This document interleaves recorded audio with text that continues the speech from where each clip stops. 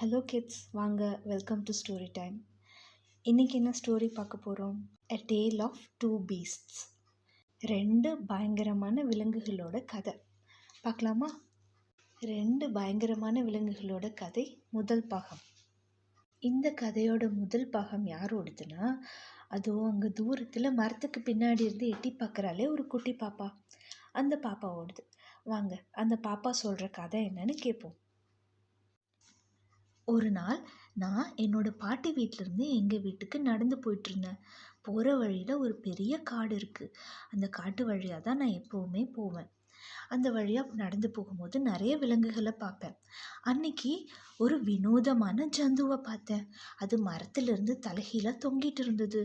அது சோகமாக பயந்து போய் கத்திட்டு இருந்தது. அந்த ட்ரீயில், அந்த மரத்தில் அது மாட்டிக்கிச்சுன்னு நினைக்கிறேன். நல்ல வேலையாக அந்த மரத்துலேருந்து நான் அதை காப்பாற்றிட்டேன். அதுக்கு ஒரு அழகான பேரும் வச்சேன். அது பேர் இனிமே ஃபேங். ஃபேங் பாவம், அதுக்கு குளிரும் இல்லையா, அதனால என்னோடய ஸ்கார்ஃபை வச்சு ஒரு குழந்தைக்கு போற்றி விடுற மாதிரி நான் போற்றி விட்டேன். அதை பத்திரமா நான் வீட்டுக்கு தூக்கிட்டு போனேன். ஃபேங் ரொம்ப பாவம், அது ரொம்ப அழுக்காக இருந்தது. காட்டில் குளிக்க முடியாதுல்ல, அதனால் வீட்டுக்கு கூட்டிகிட்டு வந்து அதை நான் சூப்பராக குளிச்சு விட்டேன். அப்புறமா அதுக்கு ஒரு அழகான ஸ்வெட்டரும் அழகான தொப்பியும் போட்டு விட்டேன். அப்புறம் அதுக்கு சாப்பிட்றதுக்கு நிறையா பாதாம் பருப்பும் வேர்க்கடலையும் கொடுத்தேன். நான் ஃபேங்குக்கு ஒரு அழகான வீடு செஞ்சு கொடுத்தேன். அதில் விளையாடுறதுக்கு ஒரு சிங்கராஜா பொம்மையும் கொடுத்தேன். ஃபேங் இனிமேல் சந்தோஷமாக இருப்பான். அப்புறமா நான் ஃபேங்கை நடைப்பயிற்சி கூட்டிகிட்டு போனேன். தினமும் நல்லா நடந்தால் தானே நல்லா ஆரோக்கியமாக இருக்க முடியும். அப்புறம் நான் ஃபேங்கை என்னோட எல்லா நண்பர்கள்கிட்டையும் அறிமுகப்படுத்தி வச்சேன். எல்லாருக்கும் ஃபேங்கை ரொம்ப பிடிச்சி போச்சு. அவங்க எல்லாரும் ஃபேங்கை நல்லா கொஞ்சினாங்க. ஆனால் என்ன காரணம்னே தெரியல, ஃபேங்கு பார்க்கறக்கு சந்தோஷமாகவே இல்லை. அவனுக்கு ரொம்ப சூடாக இருக்குமோ, சரி கொஞ்ச நேரம் ஜன்னல் திறந்து வைக்கலான்னு ஜன்னல் திறந்து வச்சேன். அப்போ தான் அந்த விஷயம் நடந்துச்சு. ஃபேங்குக்கு நான் ஆசையாக போட்டு விட்டுருந்த ட்ரெஸ் எல்லாத்தையும் கழட்டி எரிஞ்சிட்டு எவ்வளோ வேகமாக ஓட முடியுமோ அவ்வளோ வேகமாக ஓடி போயிட்டான் ஜன்னல் வழியாக. ஃபேங்கு பின்னாடியே ஓடி போய் ஃபேங்குக்கு என்னாச்சுன்னு பார்க்கணுன்னு நினச்சேன். ஆனால் அம்மா தான் விடவே இல்லை. சாப்பிட்ற டைம் ஆச்சுன்னு சொல்லி சாப்பிட வச்சாங்க. அப்புறம் குளிக்கிற நேரம் வந்துடுச்சுன்னு சொல்லி குளிக்க சொன்னாங்க. அப்புறம் பெட் டைம்னு சொல்லிட்டு தூங்க சொல்லிட்டாங்க. ஆனால் எனக்கு தான் தூக்கமே வரல. என்னோடய படுக்கையில் படுத்துக்கிட்டு ஃபேங்குக்கு என்னாச்சு, அவன் ஏன் ஓடிட்டான் அப்படின்னு நினச்சிக்கிட்டே இருந்தேன். அப்போது திடீர்னு ஜன்னல் வழியாக ஒரு உருவம் தெரிஞ்சுது. ஆமாம், ஃபேங்கே தான். ஃபேங்கு திரும்ப வந்துட்டான். என்னை பார்த்தோன்னே அவன் முகத்தில் கொஞ்சம் சந்தோஷமும் தெரியுது. அவன் ரொம்ப விசித்திரமானவன் இல்லைன்னு நினைக்கிறேன். ஆனால் ஏன் திரும்ப வந்திருக்கான்னு தெரியலையே. ஓகே, இப்போ அந்த குட்டி பாப்பாவோட கதை கேட்டோம் இல்லையா? இப்போ இந்த விசித்திரமான விலங்கோட கதையை கேட்போமா?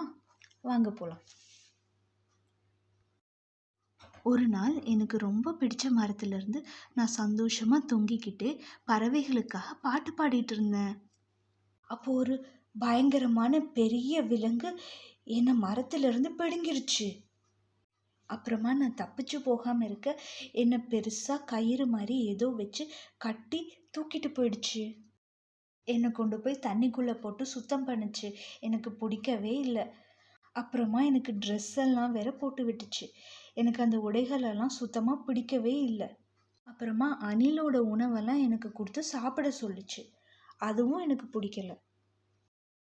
அதுக்கப்புறமா என்னை ஒரு குட்டி பெட்டிக்குள்ளே போட்டு வச்சுட்டா. அங்கே எனக்கு தொங்கிறதுக்கு எதுவுமே இல்லை. அது பத்தாதுன்னு காரணமே இல்லாமல் என்னை கூட்டிகிட்டு அங்கேயும் இங்கேயும் நடந்துட்டு இருந்தா. ஏன் நடக்கிறோன்னே எனக்கு புரியல. காலெல்லாம் வலிக்குது. அதுக்கப்புறமா அவளை மாதிரியே இருக்கிற இன்னும் நிறைய ஜீவன்கள் கிட்ட என்னை கொண்டு போய் காமிச்சா. அவங்கெல்லாம் அவளை விட ரொம்ப பயங்கரமாக இருந்தாங்க. எனக்கு ரொம்ப பயமாக இருந்தது. இதுக்கு மேலே என்னால் தாங்கவே முடியாது. என்னதான் பண்ணுறது? ஓ, ஜன்னல் திறக்கிறா. தப்பிக்க திட்டம் போட்டுட வேண்டியது தான். என்னை கட்டி வச்சிருந்த எல்லாத்தையும் தூக்கி எறிஞ்சிட்டு சந்தோஷமாக விடுதலையை நோக்கி ஓடிட்டேன். ஃப்ரீடம்! இப்போது எனக்கு ரொம்ப பிடிச்ச மரத்துக்கு நான் திரும்பவும் வந்துட்டேன். நான் அமைதியாக நிம்மதியாக தூங்கிட்டு இருக்கேன். ஆனால் ரொம்ப அமைதியாக தான் இருக்குது. அச்சச்சோ, மழை வேற வருது. இந்த மாதிரி நேரத்தில் அந்த தொப்பி இருந்தால் நல்லா தான் இருக்கும். சரி, அந்த பயங்கரமான ஜீவன் இருக்கிற இடத்துக்கு போய் அங்கே இருக்க அந்த தொப்பியை மட்டும் எடுத்துகிட்டு வந்துடலான்னு நினச்சி போனேன். அந்த பயங்கரமான ஜீவன் எனக்காக காத்துக்கிட்டு இருந்தா. என்னை பார்த்தோன்னே அவள் சந்தோஷமாயிட்டா. அப்போ தான் நான் நினச்சேன், ஒருவேளை நான் நினைக்கிற மாதிரி அவள் ரொம்ப பயங்கரமானவ இல்லையோ. என்ன கிட்ஸ், 2 பேர்த்தோட கதையும் கேட்டிங்களா? இதிலிருந்து நமக்கு என்ன தெரியுது?